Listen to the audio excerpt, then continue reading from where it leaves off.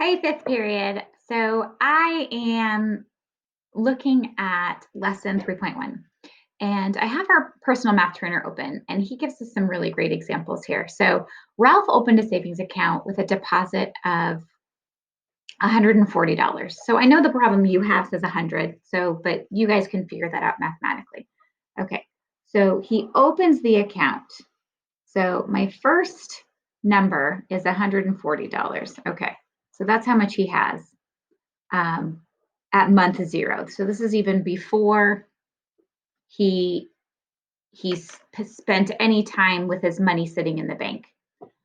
Now, each month after that, he deposits $35. So each time he deposits every month, 1 month, he adds $35. Okay, I can figure that out. Risk, right?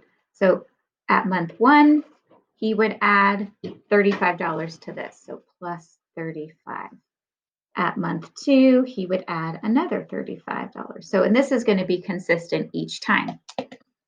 So if I have 140 and after month one, I'm sorry, at the beginning of month one, I add 35. So it's going to be 140 plus $35. So it's going to be $175 that I have total because I've added 135. And then month two, I'm going to add more money. So 5, that's 80 plus 30 is going to be $210. And it's going to keep increasing every month. So this is our month. This is measuring month. And this is measuring how much money I have in my savings account. So it's asking, is this relationship described not proportional? The relationship is not proportional because blank the account. So let's look at our step-by-step instructions. So a proportional relationship is described by this y equals k times x. So they're both going to increase the same amount each time. So they're going to be manipulated by the same thing. So whenever one quantity is zero, the other quantity must also be zero. So they have to be the same. So in this situation, the savings account is $140 when its 0 months have passed. So the relationship is not proportional. Let's check it. Yes, we're doing so well. In order to make the situation proportional, $0 should be in the account when there's 0 months.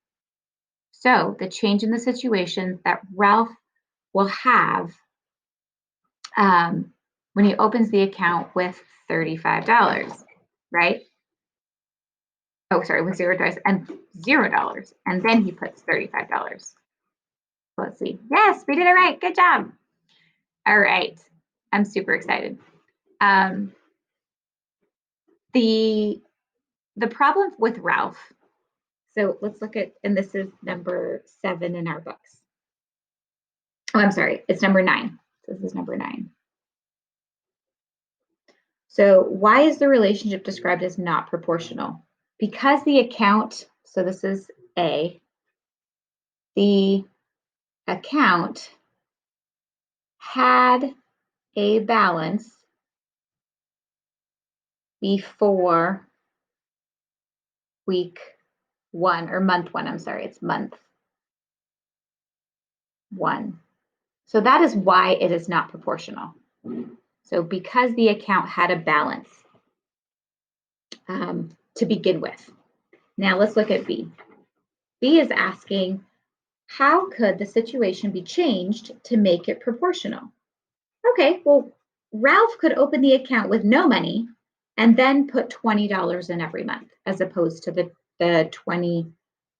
So our example here at 35, but in the book at number 9. So Ralph could have opened the account with $0, and added $20 each month. That would make this a proportional relationship. So that's number 9, A and B. Saeed asked about 10 and 11 and 12. So number 10 says, describe a real world situation that can be modeled by the equation y equals 1/20 x. Be sure to describe what each variable represents. Okay, so 1/20 is kind of a random fraction, right? But the first thing that comes to mind is a 20th of something, like it's also 0.05, so maybe like a nickel. So if you still need this, please pause it because I'm going to turn the page. Okay. So for number 10, think of some example like 1/20th of something. So like one teacher to 20 students, or $1 to 20 nickels. So if X is the number of nickels, if X is the number of nickels that I have, right?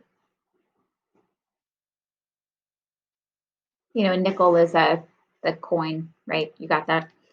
It's worth 5 cents, right? It's worth 5 cents.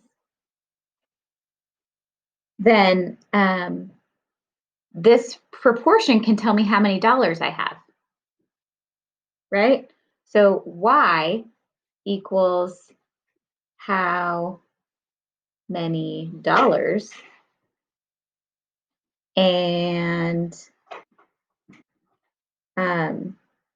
the equation y equals 1/20, right? So the x right here, x is how many um,